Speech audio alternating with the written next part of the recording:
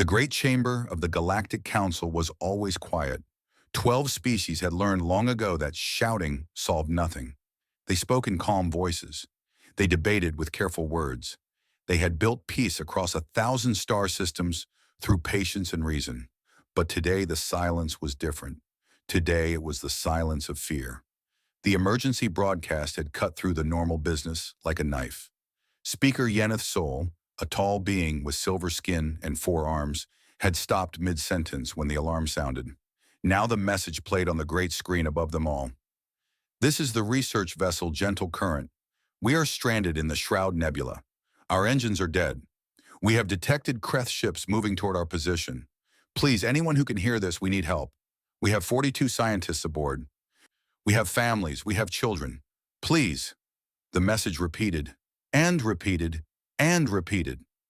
The Velkari ambassador stood at the center of the chamber. Her species was small and gentle, known across the galaxy for their brilliant minds and peaceful ways. Tears ran down her gray face as she looked at the other delegates. "Those are my people," she said. Her voice broke. "Those are our children." No one spoke. Everyone knew about the Kreth Dominion. They were slavers. They took what they wanted and killed what they did not need. Their ships were fast and cruel, and their warriors felt no mercy. The Council had fought them once, long ago. The war had cost millions of lives. Since then, an unspoken agreement existed. The Council did not enter Kreth space. The Kreth did not attack Council worlds. But the Shroud Nebula was in Kreth territory, and the Gentle Current had drifted there by accident. Speaker Yeneth Sol raised 2 of his hands for attention. "We must discuss options. The Tarun delegation will speak first." Admiral Voss of the Tarun stood. His species was large and strong, covered in thick scales. They had the most powerful fleet in the Council. If anyone could help, it was them. "We have calculated the possibilities," Admiral Voss said. His voice was flat and cold. "To reach the Gentle Current in time, we would need to send at least 30 warships through Kreth space. The Kreth would see this as an invasion. They would respond with their full fleet. We estimate casualties would exceed 50,000. Possibly more." He paused. "We cannot recommend this action." The Velkari ambassador made a sound of grief. One by one, the other delegations spoke. The Methalar quoted old treaties that prevented military action. The Susuran explained that their ships were too slow. The Hollowborn said nothing at all, their dark forms simply turning away from the screen. Excuses. All of them excuses. The human ambassador had been sitting quietly at the back of the chamber. Commander Sarah Chen was a small woman with dark hair and calm eyes. Humanity was new to the Council. They had only been traveling between stars for 300 years. Most of the elder species still saw them as children playing at adulthood. Chen stood up. The movement was so sudden that several delegates turned to look at her. She did not ask to speak. She did not wait for permission. She simply pulled a small device from her pocket and spoke into it. "Chen to Fleet Command. Activate the signal. All ships. The children need us." Then she put the device away and walked toward the exit. Speaker Yeneth Sol made a confused sound. "Commander Chen, where are you going? We have not finished the discussion." Chen stopped at the door. She turned back to look at the chamber full of ancient, powerful species.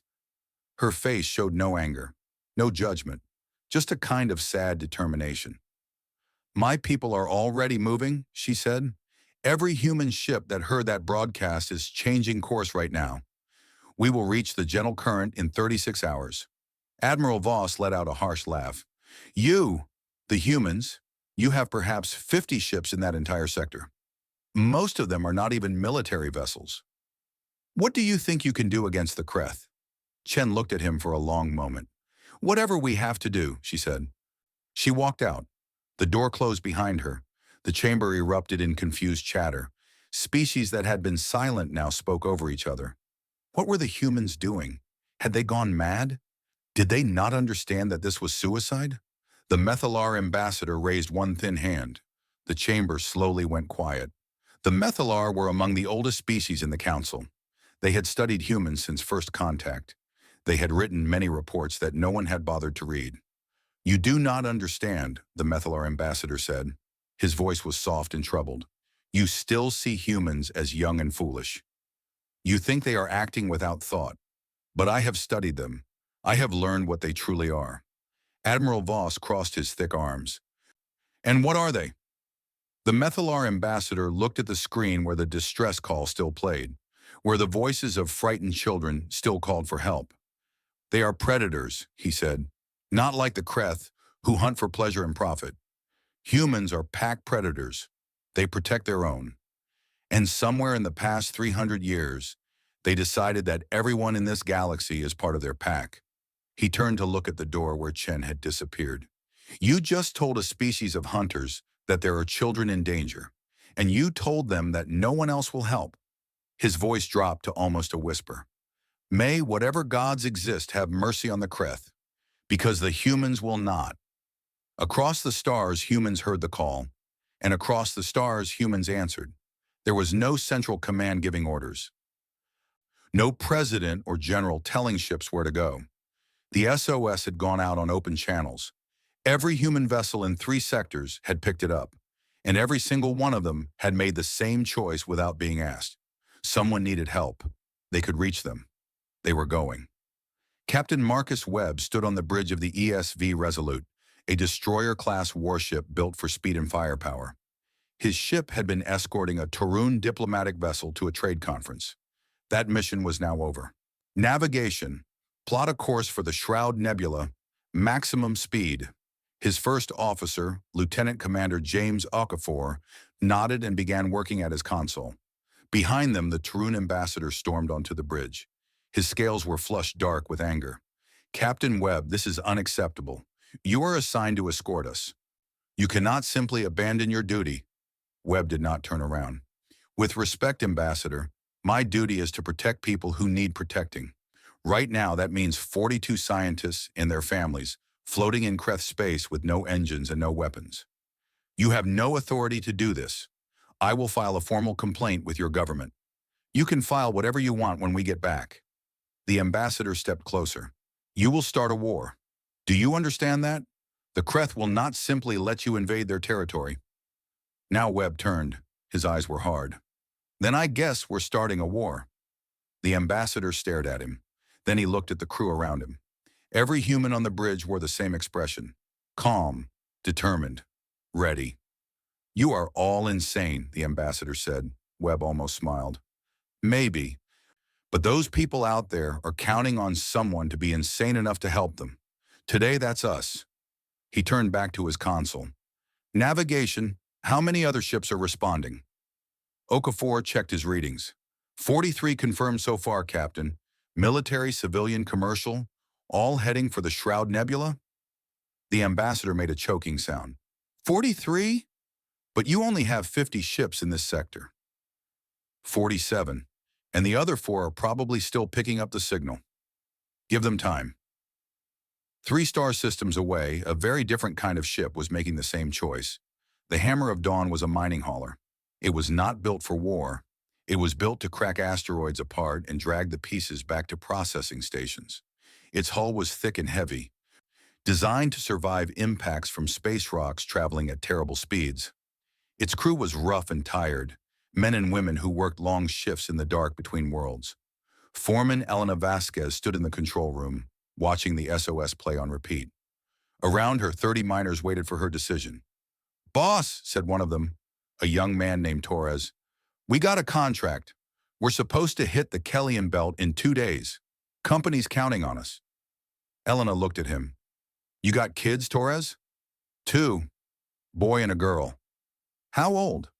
7 and 4. Elena nodded. She looked at the message again. Scientists, families, children.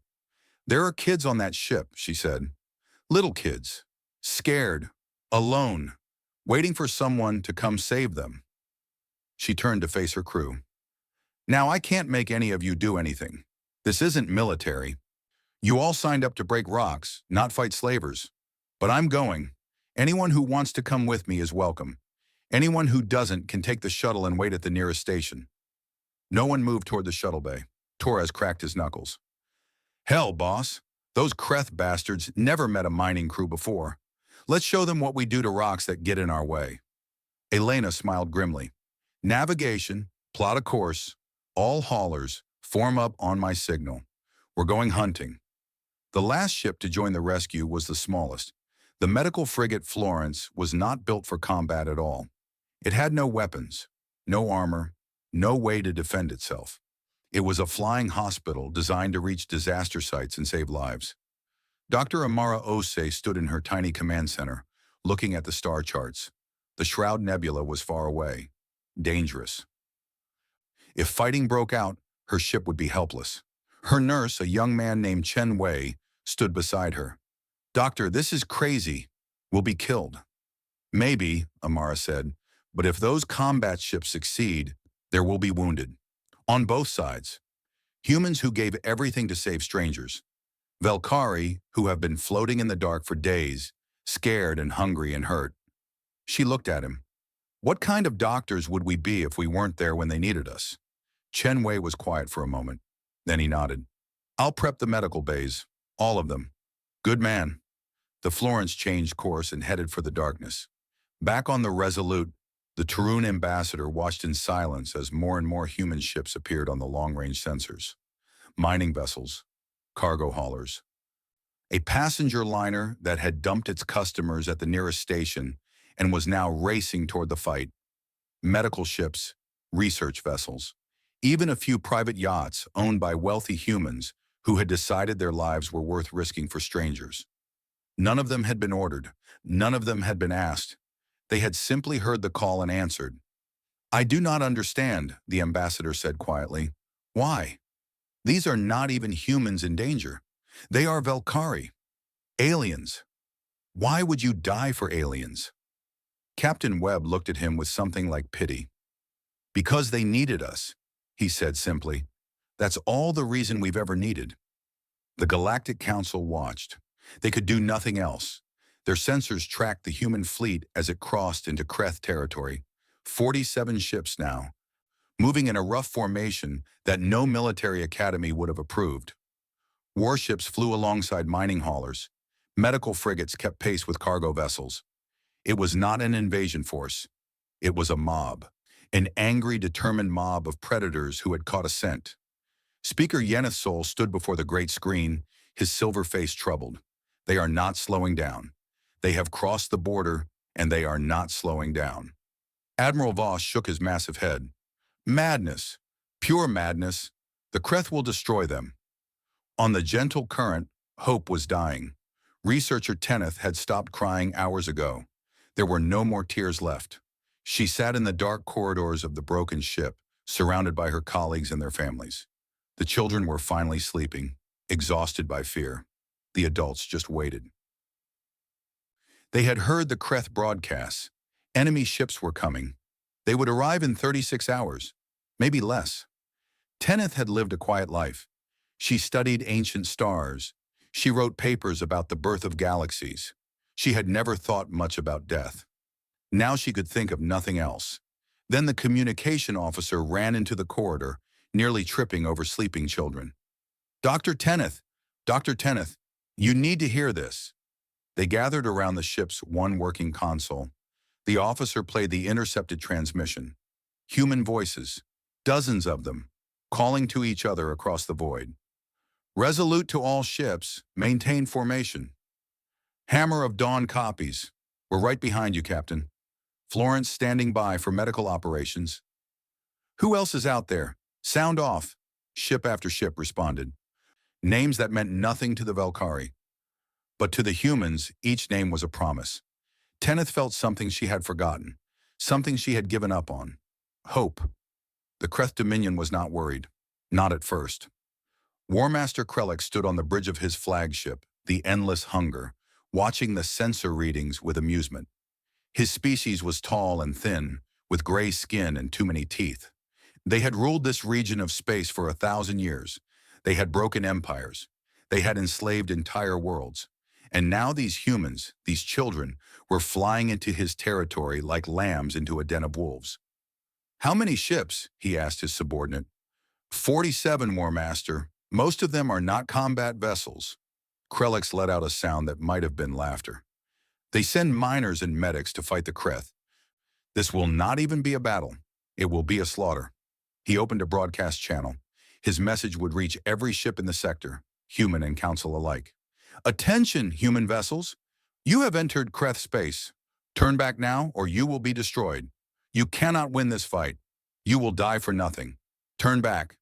The response came almost immediately. The voice was calm and cold. This is Captain Marcus Webb of the ESV Resolute. We are coming for our people. You can step aside or you can learn why our species conquered a death world. Krellex tilted his head. What does that mean? What is a death world? His intelligence officer pulled up records on the human homeworld. As he read them, his face went pale. Even for a Kreth, the information was disturbing. War Master, their planet, Terra. It is not like other worlds. It is hostile, extreme temperatures, constant natural disasters, predators everywhere, diseases that kill millions. He looked up. According to our records, humans evolved by hunting. They would chase prey for days without stopping. They would track animals across entire continents. They never gave up. Never. Krellex frowned. So they are persistent. That does not make them dangerous. There is more, War Master. Their history. They have fought each other constantly. Wars that lasted decades. They have weapons that can destroy cities in a single flash. They came very close to killing themselves many times. The officer paused. They are not peaceful by nature. They choose to be peaceful. But when that choice is taken away... Back in the council chamber, the Methalar ambassador was explaining the same thing. You must understand, he said to the assembled delegates, humans are not like us.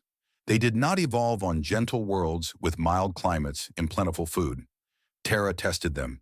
It tried to kill them every day for millions of years. And they survived. They more than survived. They conquered. The Velkari ambassador looked at him with desperate hope. Then they can save my people? The Methalar was quiet for a moment. I do not know if they can win. The Kreth are powerful. But I know this. The humans will not stop. They will not retreat. They will not surrender. They will fight until they are dead or until your people are safe. There is no middle ground for them. Speaker Yenethsol spread his four hands in confusion. But why? The Velkari are not human. They have no obligation to risk everything for strangers. That is what makes them terrifying, the Methalar said. They do not protect people because of obligation. They protect people because they cannot do otherwise. It is not strategy. It is not politics. It is instinct. Deep in their bones, humans are pack animals. And they have decided that everyone in this galaxy is part of their pack.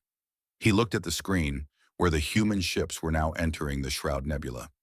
The Kreth think they are facing an enemy. They are wrong. They are facing protectors. And there is nothing in the universe more dangerous than a protector who has nothing left to lose. On the endless hunger, War Master Krellex received another report. The human ships had entered the nebula. They were not slowing down. They were not trying to hide. They were coming straight for him. For the first time in many years, Krellex felt something cold in his stomach. He told himself it was not fear. The Kreth did not feel fear. But as he watched those 47 ships racing toward his fleet, he wondered if perhaps he had made a terrible mistake. The battle began in silence. Space has no sound, no thunder of cannons, no screaming of engines, just lights in the darkness, bright and brief, as ships tried to kill each other across the void. The Kreth had positioned their fleet between the humans and the gentle current. 15 warships, each one larger and more advanced than anything the humans had brought. War Master Krellex watched from his command chair as the enemy approached. He expected them to slow down, to hesitate, to realize how badly they were outmatched. They did not slow down. Captain Webb's voice came over the fleet channel. All ships, this is Resolute. Mining haulers, move to the front. You're our shield wall. Combat vessels, use them for cover and hit anything that gets close. Florence, stay back until we clear a path. No one dies today unless they're wearing gray skin. Foreman Elena Vasquez grinned in her command chair. You heard the captain. Hammer of Dawn, take point. Let's show these bastards what we're made of. The mining haulers moved forward. They were not graceful. They were not fast. But their hulls were thick, designed to survive impacts that would shatter normal ships. When the Kreth opened fire, The first volley splashed against the haulers like rain against stone. "Keep moving," Elena shouted. "They can't hurt us. Push through."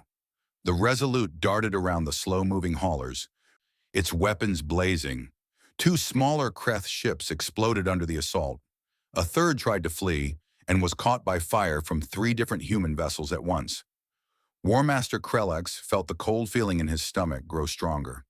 These humans were not fighting like any enemy he had faced before. They were not trying to win. They were not trying to survive.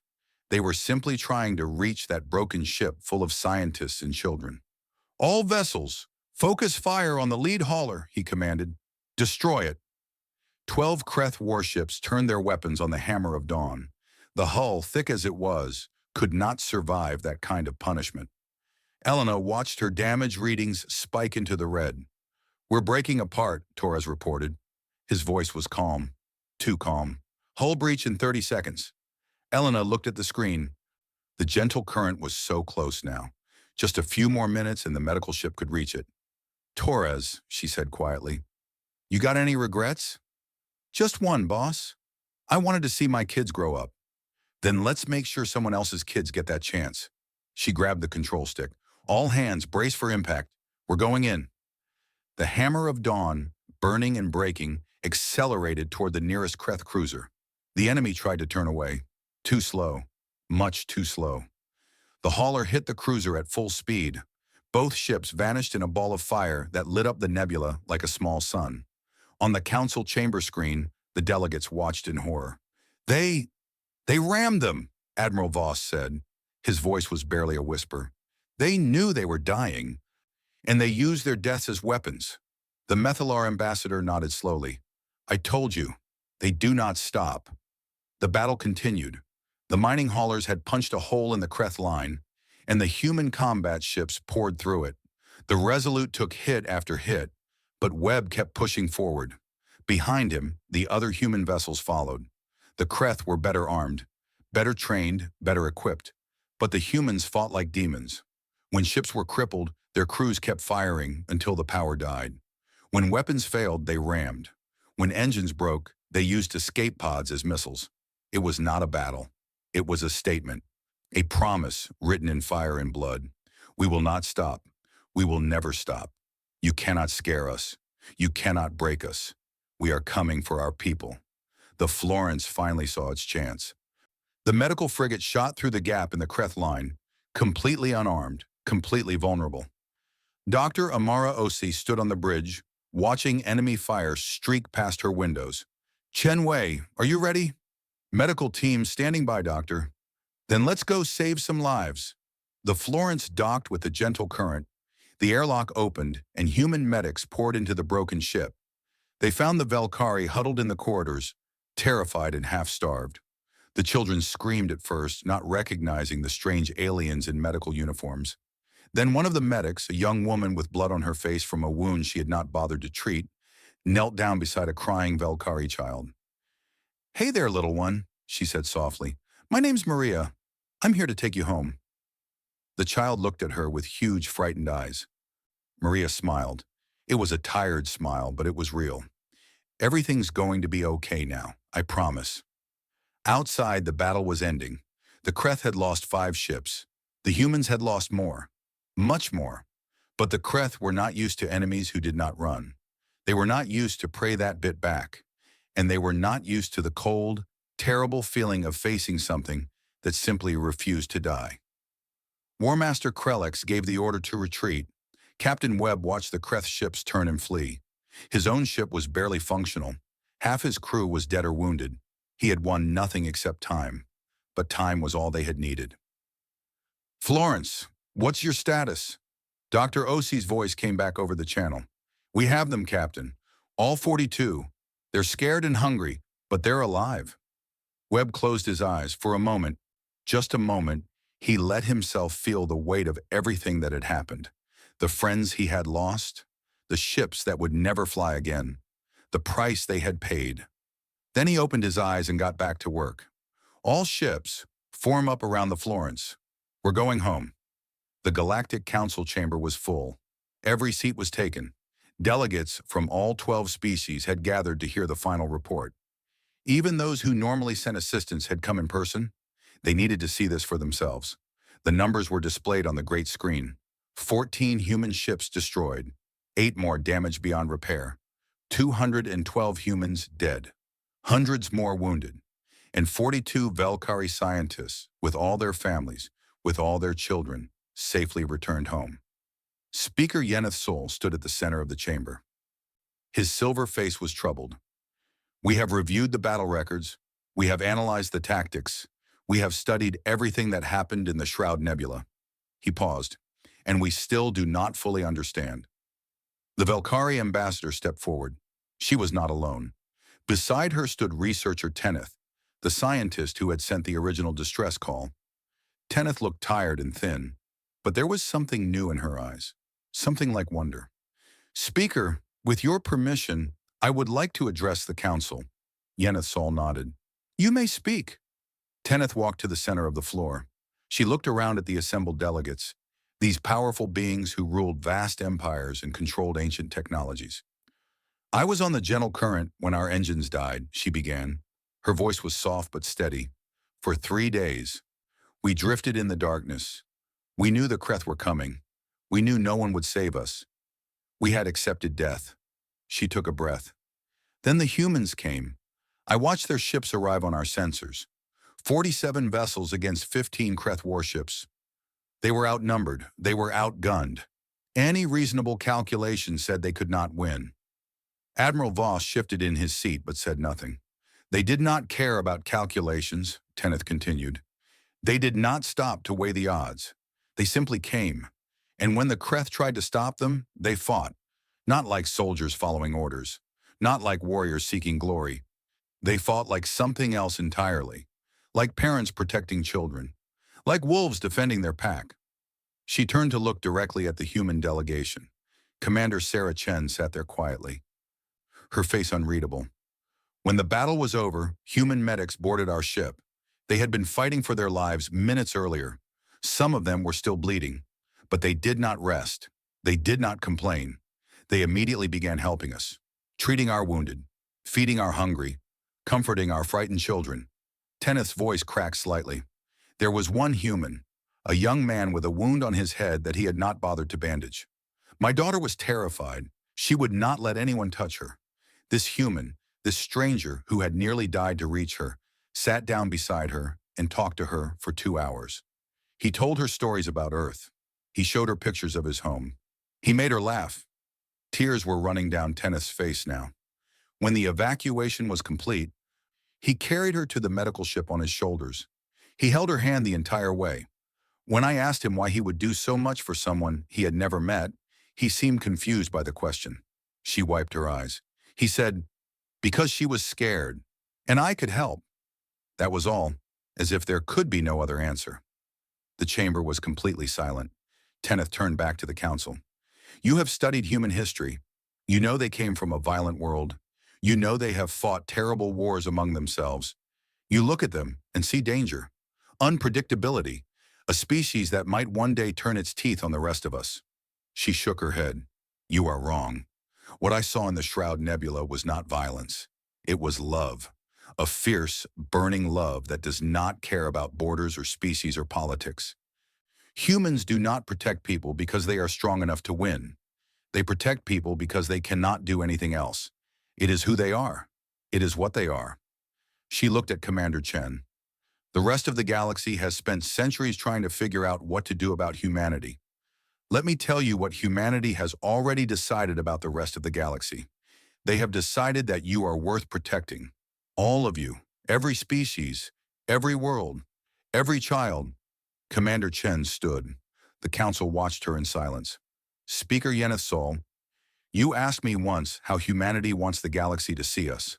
She walked to the center of the floor, standing beside Tenneth. We want to be your friends. We want to trade with you and learn from you and explore the stars beside you. We have no interest in conquest or domination. She paused.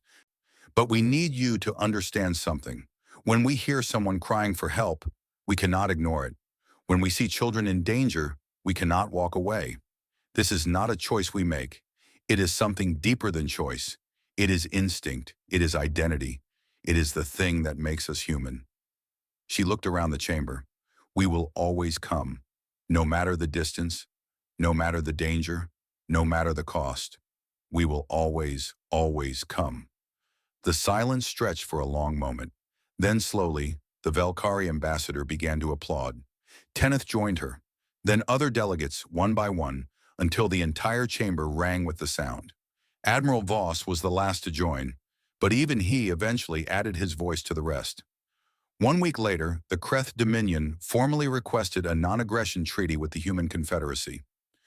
They offered generous terms. They asked for nothing in return except a promise that human ships would stay out of their space. The treaty was signed. The Kreth had learned an important lesson.